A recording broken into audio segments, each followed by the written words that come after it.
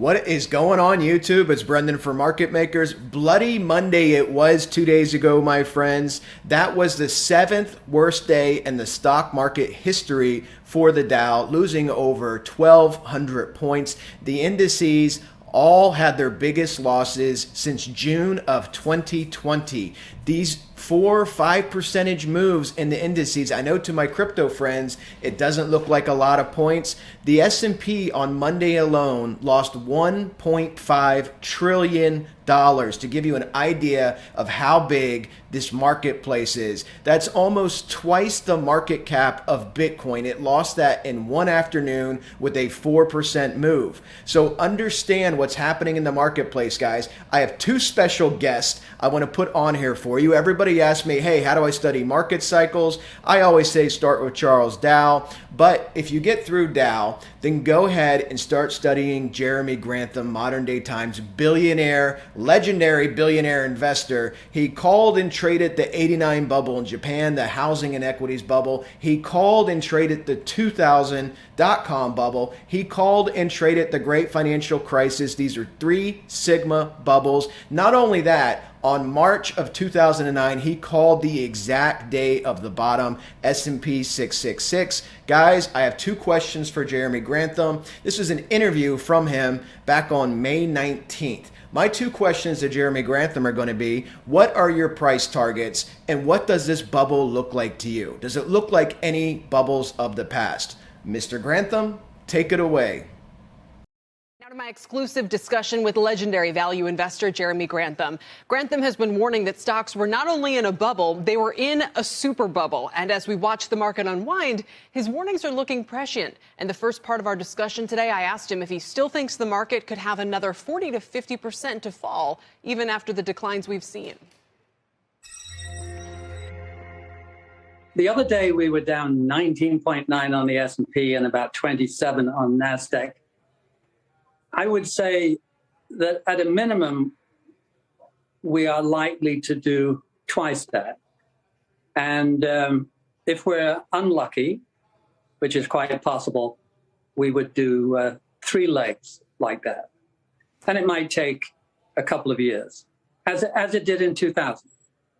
This bubble superficially looks very much like 2000, focused on U.S. tech, led by NASDAQ going to incredible highs, with the opening weakness in NASDAQ, which started to fall along with the Russell 2000 long before the S&P did, exactly like 2000. And what I fear is that there are a couple of differences with 2000 that are more serious.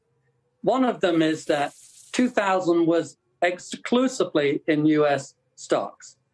The bonds were great, the yields were terrific, housing was cheap, commodities were well behaved. In comparison, it was paradise. What you never want to do in a bubble is mess with housing. And we're selling at a higher multiple of family income than we did at the top of the so-called housing bubble of 2006. In addition, the bond market recently had the lowest lows in the history of man, in 6,000 years of history. And in addition, energy has pushed up, metals and the food prices are actually on the UN index higher than they have ever been before in real terms. So we are really messing with all of the assets. And this has turned out historically to be very dangerous. In Japan, they did housing and the stock market in 1989, the mother really of all equity bubbles and land bubbles. And they still haven't reached 1989 prices in either their stock market or their land market. That's right, Jeremy Grantham. You know, as early as last year, he was shorting the Russell last year. Like I said, I follow every single article he publishes, every single interview he's ever done. I've watched hundreds of hours of videos. He started shorting the Russell last year. And guys, what were his targets? He said at a minimum, we'll do double. At the time of that recording, the S&P was down 19%. And he said we could go down 3 legs like that, which would mean minus 60%. Now, I think it would hit the 618, which would be 61.8%, or the Dow retracement of 66%. And that's if it doesn't just get cut in half. If only we had a pattern. If only we had a pattern with Fibonacci, modern day trading techniques married to legendaries investors techniques that could show us exactly where 50% would land us. Again, the historical average for S&P bubbles, 50% at the 1618, 2409. So another question you guys keep asking me, and since I cannot give financial advice, I invited my friend Dan Niles of Satori Fund. Dan Niles did an interview yesterday, and he was asked, well, let me put it this way. What should the average investor do, in his opinion, if they cannot trade? You guys, most of you guys are watching this because you want to trade or you want to find that bottom, right? That's why most of you are watching this. But what should the average investor do? What should your neighbor do? Your sister, your brother, your parents, your kids, depending how old you are. What should they do? And what are his targets for when this pops? Let's go ahead, take it away, Dan Niles. Answer those questions for me, my friend. Now is Satori Fund Manager Dan Niles. And your advice, Dan, this year has been don't fight the Fed, which on a day like today rings true. But you would have missed a pretty nice midsummer's rally and some nice rally opportunities as well on the idea that inflation is coming down. How do you read what's happening today?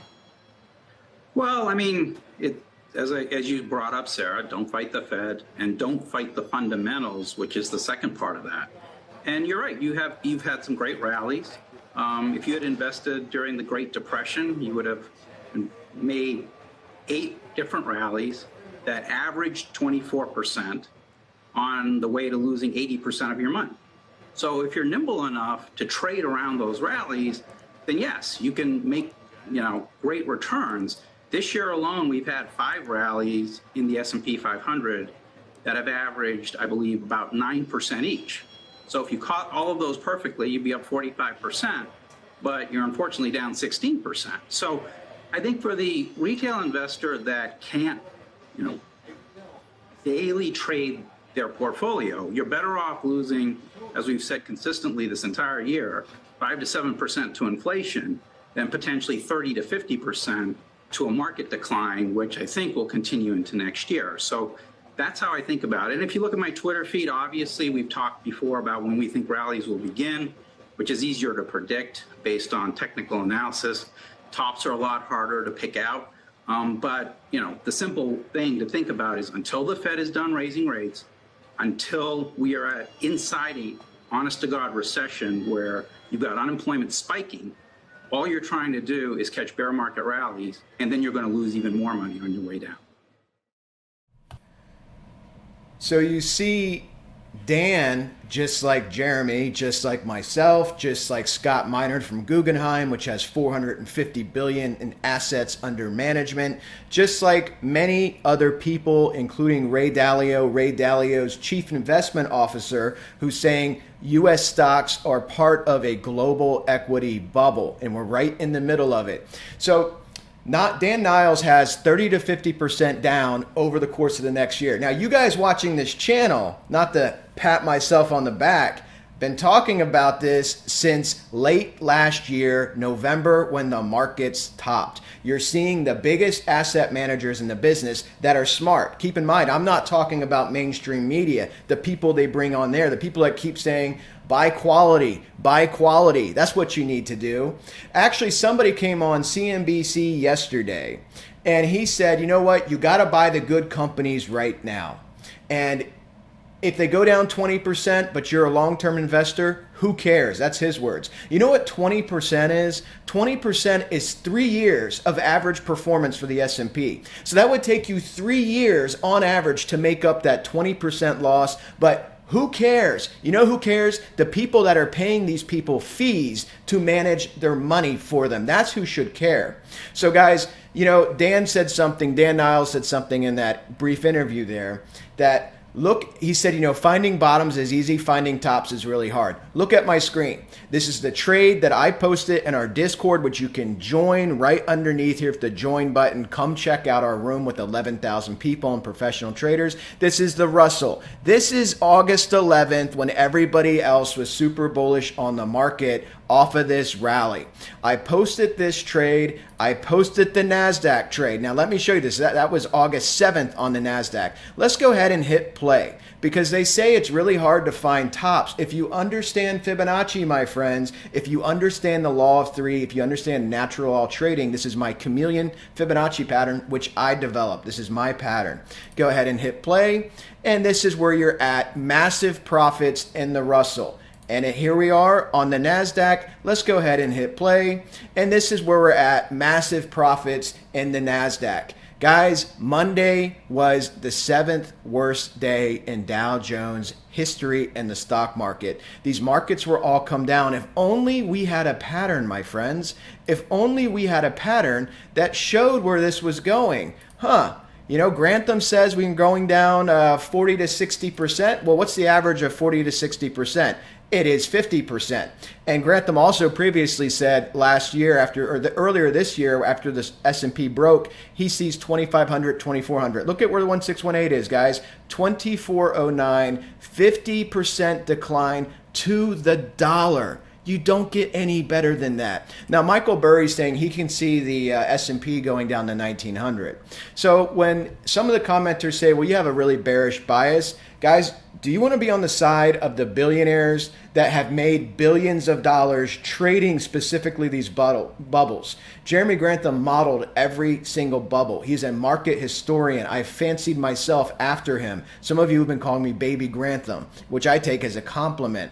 Ray Dalio is a market historian. This is how you become billionaires, understanding these moves in these markets, guys. Remember, the average S&P return prior to the Fed pumping in 2008, 2009, prior to that was 8%.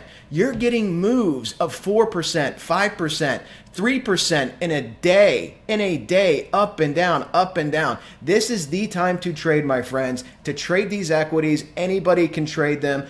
Go to SimpleFX, the link in the video description. The tutorial guide of how to use the exchange is also there. Guys, I highly suggest you use it. You get up to a $5,000 bonus when you deposit, and that is instant. You can trade with that instantly. So look at everything in the description there. Let us know if you have questions. But SimpleFX is what you need to be on to trade these equities. This can be life-changing money. You see the pattern of descent here, guys. This is where we're going. Let's go ahead and jump into Bitcoin. Before we do that, we'll just check the DXY because this will be fast because it's basically flat. 109.622, and you can see we have this double top structure. If it rolled over, I don't anticipate that happening. I anticipate it finding support if it does pull back down, and of course going back up. Remember, the 21st, Powell is going to be raising rates. The market has priced in a 100% chance. 100% chance of a 75 basis point rate hike, the highest rates we will have had in 20 plus years. And there's a 25% chance now of a 100 basis point hike. Guys, that would be massive. So massive that some hedge funds like Jeff Gundelock from Double Line, he's saying, please don't do that because the market can collapse. Guys, the bear case is so strong. I want you guys to understand that. So we're going to start off with Bitcoin because I know a lot of you are eager for Bitcoin. Our Bitcoin pattern, my GAN market pattern, my price pulse pattern, looking at 1618, tracking beautifully. And of course, Dante's Descent for Bitcoin still tracking beautifully, guys. October 31st. Keep in mind, this is a weekly candle. So the October 31st candle goes out to November 7th is when the next candle is. Looking for a local bottom, doesn't have to be the bottom. And as you guys know, if you watch my market collapse video, I don't believe it will be the bottom because the bottoms happen the year after the Shemitah and market crashes, which would be 2023. Market cycles are fascinating to me. GAN used a 10-year market cycle, and it's pretty accurate. It's missed things, like all market cycles will miss things. But this year he had the year of volatility. Next year is the year of the boar, which is a bear. Next year is the year of the bear. So, 2023 is shaping up to be a death knell potentially to the marketplace, guys. Housing still hasn't rolled over. Remember, something I want you guys to think about inflation really quickly, and we're getting to the TA. Something I want you guys to think about with inflation. Inflation is compounding. So if you understand the CPI went up to 8.3, we all know that's BS, right? Because you guys eat food, you go to the grocery store, everything's up. But think about this, year over year inflation. Last August was 5.9. This August is 8.3. You're looking at what? You're looking at 14% inflation, 14% inflation, 15% inflation. 8.3 and 6, 14 and change. So you're looking at 14 and change inflation compounding, okay? Now, if the Fed, let's just say, for instance, the Fed magically hits its target. Let's just say they get down to 2% inflation, which is a made-up target made up by Ben Bernanke in 2012. That doesn't mean anything's coming down substantially in prices. You know why? Let's say this time, September of 2023, the Fed's at 2%.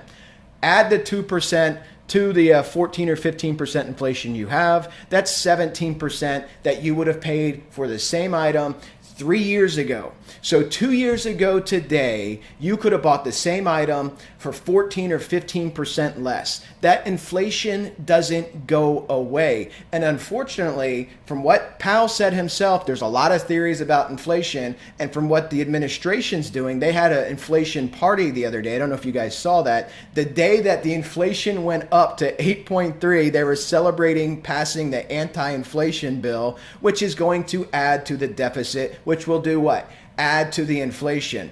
The other thing, guys, is strategic petroleum reserve. The Biden administration's been dumping $1 million barrels a day on the marketplace to bring down gasoline prices. They've been doing this for weeks now. It will deplete sometime in 2023. What do you think will happen to oil when they go to buy that strategic petroleum reserve to fill it back up? What do you think will happen to oil?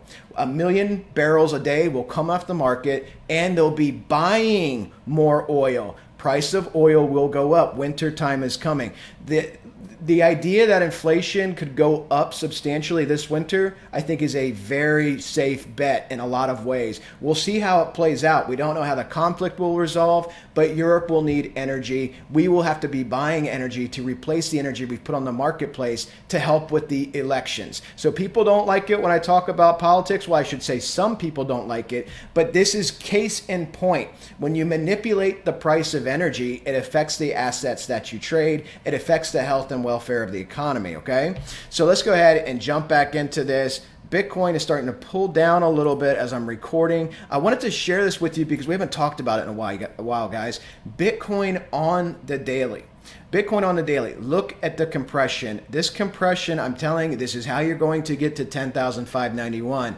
Exiting the Shemitah end of September, going into October, you're going to see further decline in the marketplaces. October 31st to November 7th is when we should have a local bottom, not a price sensitive target, but we have the golden ratio phi at 10,591. Okay, so look for that. But when this thing explodes, and look how this thing can explode.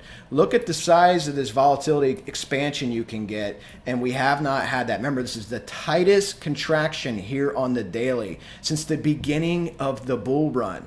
This is going to be a move, the kind of contraction you would need to be able to dump price by 50% to make that local bottom. Okay, let's go ahead and turn this off and let's do some Bitcoin TA. I also have an Ethereum chart, so I'll show you guys that as well because some of you have been asking for Ethereum.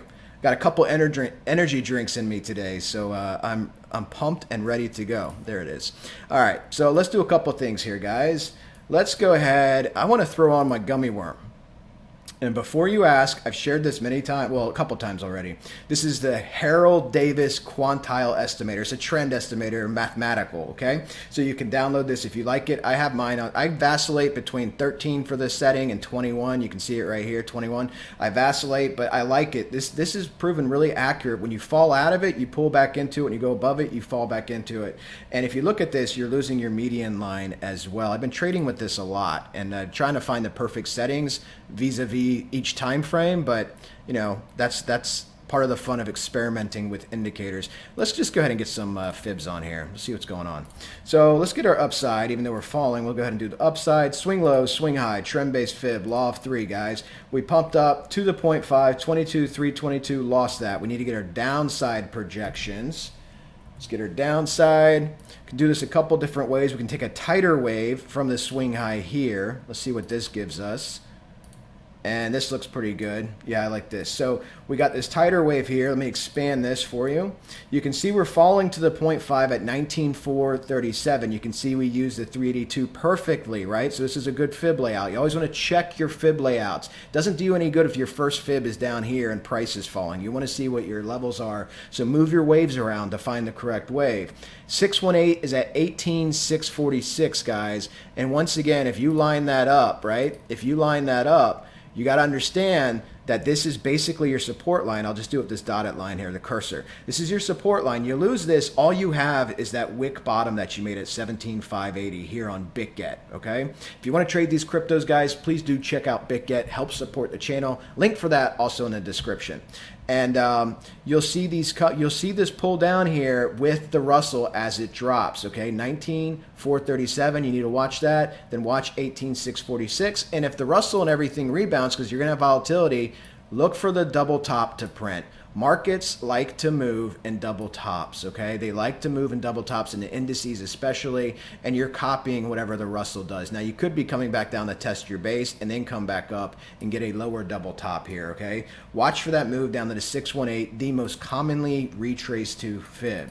Right? Part of natural law. Let's go ahead and look at the volume and everything here. Let's look at the money flow. Money flow is moving towards the median line for the bearish side, as you can see on the daily time frame. You cross that, you're going bearish. Let's look at the 8-hour time frame. Fell right through that support. Look at this. You were wicking it beautifully. The speed fan, the 786, wicking it beautifully, fell right through it. You were overbought here, obviously, gave you your top MFI, and you can see this decelerate or accelerate it down. You can see the acceleration here of the money flow crossing the median line, and there you're going to probably try to find some support, which, as you guys just saw, is at the 0.5. We'll see if that holds there, okay, or if you're coming down to that 618 level. Looking at the 4-hour time frame, if you put this in Wyckoff here, this is a down thrust, but it's strong. You can see this down thrust coming up. You want to see that action reaction. There's your action. The reaction needs to be you come back into the Wyckoff trading range, okay, or you could start losing some price here. And if you look at this 4-hour, you're pushing down towards the oversold area, but you can max this thing out and you got some more you can go down. So you're going to try to find support at the 0.5 or the 618. Let's jump over. What do we have on the 1 hour? 1 hour, it's going to look pretty much similar. You can see this. You're checking this range, okay? That's all you're doing right now. And if you put this thing, even on the 1 hour time frame, if you made a mini cough structure, right? You made a mini cough structure. You can see exactly what you're doing out of this trading range. You're down thrusting out of the trading range, and you want to see that recoil, the reaction to come back up, enter your trading range again, okay? If you come back, what you got to look for, guys, in Wyckoff is your cut patterns that you form at the base of the range or the top of the range. Remember, bullish would be to come up, pump up, use this. This would be called a retest in a lot of people's TA. Retesting support, coming back up, okay? Your pivot out, this works the same way. If you come back here and you can't re-enter the range, or you do re-enter the range, but you make a lower high and you do the same exact thing, coming back out, okay? I drew that really squiggly, but this would be something like this. Just like that, okay? So you want to make sure you get back into the range with some velocity, get more into that mid-range. If you don't and you start making a cup at the base, you can look for a potential move down. Let's look at Ethereum. Ethereum's doing the same thing. This is a daily time frame. I have this in Wyckoff as well. We obviously pumped up. This is your 150, the pink line right here, 150 simple moving average, making a down thrust. You've done this before, so you want to see that reaction of going back up. Money flow is bearish here as well. Just something to watch, guys, but we'll see what's happening here on the Russell, because the Russell is what tracks super close to Bitcoin. So close that they have the same exact candlestick pattern, price target 1521, October 31st to November 7th candle, 1521, I'm sorry. That's the 618 here. So let's go ahead and look at the Russell. It's another big weekly pattern here on the Russell. Everything's tracking gorgeous. Let's look at the daily. Let's go ahead and do this. Money flow is still under pressure. On the daily, we're finding support at our 382, which is 1823, guys. 382 is 1823. If you lose that, 0.5 is 1792, 618 is 1762, and then you've lost that low from off that rally base, okay? And then what you got to watch is those June lows across all the indices. June 16th low. When you lose that, which I do believe you will, exiting September, going into October, you will lose this low, and we will come down to our target, that 1521 target. So let's go ahead and look at the Russell here on, we already covered all that. Let's look at the S&P. We still have our wave pattern playing out beautifully. S&P is dropping. That's the weekly. S&P is dropping, but it's dropping. Oh, it's actually up. It's up 8.9. It's up 8.9. The weekly time frame obviously has the different numbers. Let's look at the daily on the NASDAQ. NASDAQ looking for support at the 618 at 11,831. You see that? It's on the weekly time frame.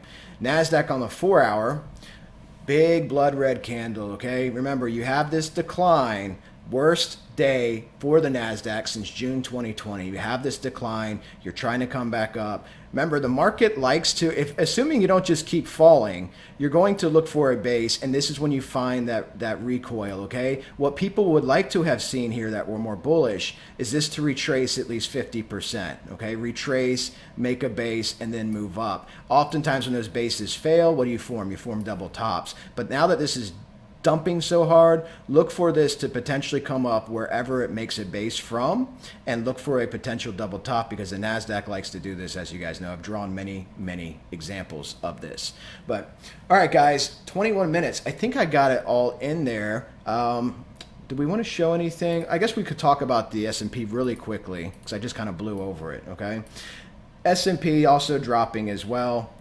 Here on the daily, actually it is down, I'm sorry. It's down 42.8, which is 1%. I must have had it hovering on a candle. I got a lot of caffeine in me today, my friends. Guys, I'm going to upload the full interview of Jeremy Grantham, the full interview of Dan Niles. Will be on the Rumble. Check out our Rumble. The link in the video description will take you to it. You can click that link. It'll take you to our Rumble page. Please do follow and subscribe. A couple hundred of you are there now. I want everybody that's here to come there, okay? We can have more fun there. I'm going to be posting these videos there as well. So this video will be on both platforms, but check out our Rumble when you can, and really would appreciate it, guys. All right. Have a fantastic day. Watch these markets. Watch Bitcoin. You have the numbers, guys. Let's see where this goes. Expect a wild ride the next few weeks. Coming out of September into October, it's going to be fun, my friends. Talk to you guys soon.